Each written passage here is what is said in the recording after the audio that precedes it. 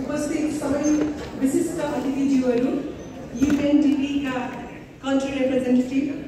पत्रकारज्यूहरू र साथै मानव अधिकारका अभियन्ता साथीहरू, राष्ट्रिय मानव अधिकार आयोग आफ्नो 24 दिवस आज आफ्नो संस्थाको भग्नावशेष अगाडि सदा झै यहाँहरूलाई निम्त्याउनलाई डर लागेर अथवा भनौँ लाज लागेर आज हामी यहाँ यस सभा हलमा सबैलाई यहाँहरू सबैलाई र साथै सम्पूर्ण नागरिकको मानव अधिकारको जिम्मेवारी वहन गर्नुभएका आजको यस कार्यक्रमका प्रमुख अतिथि सम्माननीय प्रधानमन्त्रीज्यूलाई म हार्दिक स्वागत गर्न चाहन्छु। 2 वर्षको यस संस्थासँगको सहयात्रामा यहाँ आउनु अगाडि मलाई पनि केही डाउट थियो। यस मानव अधिकार आयोग मानव अधिकार हनन भएपछि मात्रै रेस्पोन्ड गर्छ, मोनिटरिङ गर्छ, इन्भेस्टिगेसन गर्छ र अल्टिमेटली फेरि गएर सरकारलाई नै सिफारिस गर्छ। तर 2 वर्षको मेरो अनुभवले पनि यस आयोगले यति सक्रिय नभएको भए सायद धेरै कतिले न्याय पाउने अवस्था आज हुँदैन थियो होला। धेरैजनाले भेदभाव रहित जीवन जिउन पाउने वातावरण हुँदैन थियो होला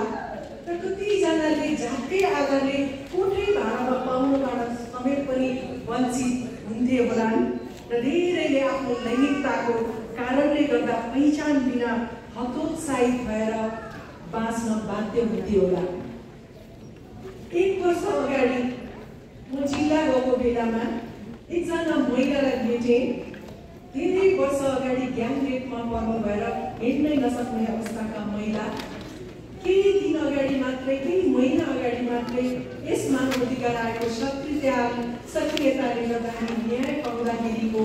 उहाँले व्यक्त गरेको भावना र धेरै वर्ष नागरिक भएर बसेकी ती महिलालाई हाम्रा आयोगका साथीहरूको सक्रियतामा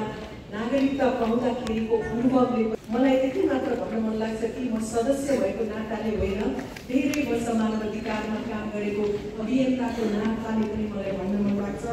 यो आयोगको सार्थकताप्रति म विश्वासमा घमण्ड नै गर्दछु। यसको लागि यस आयोगका विगतका पदाधिकारीज्यूहरू, कर्मचारी साथीहरू र हाल सक्रिय भएका राष्ट्रिय मानव अधिकार आयोगका सक्रिय भएका टिमहरू र सम्पूर्ण मानव अधिकार रक्षकप्रति म आभार पनि व्यक्त गर्न चाहन्छु, जसले मानव अधिकारको संरक्षणको लागि कुनै पद र प्रतिष्ठालाई चिनेन, कुनै व्यक्ति विशेषलाई भनेन, कुनै पर्टिकुलर जात, धर्म, वर्ण, लिङ्ग नभनिकन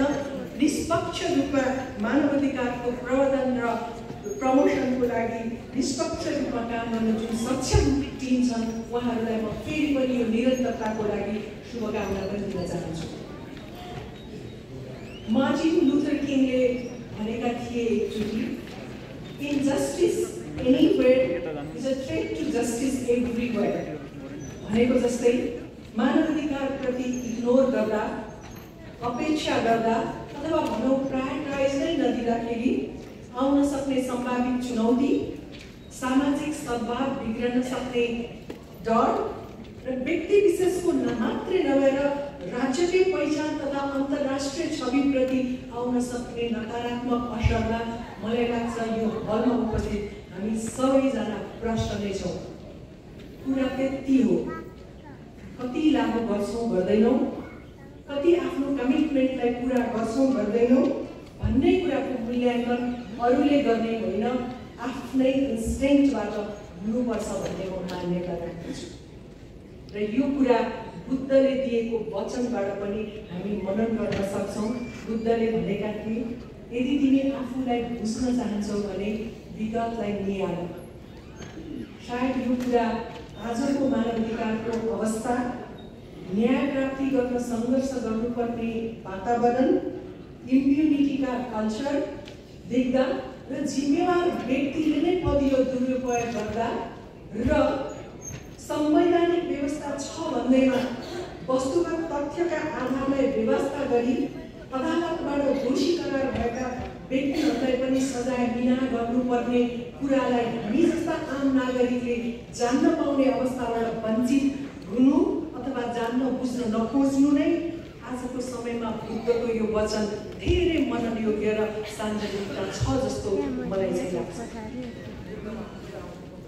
आज आएको 24औं वर्षमा आइपुगेको यस पुनित अवसरमा म सम्पूर्ण मानवाधिकार आयोगको टिमको तर्फबाट भन्न चाहन्छु, संरचना होस् वा नहोस्, पर्याप्त होस् वा नहोस्, कुनै ठुलो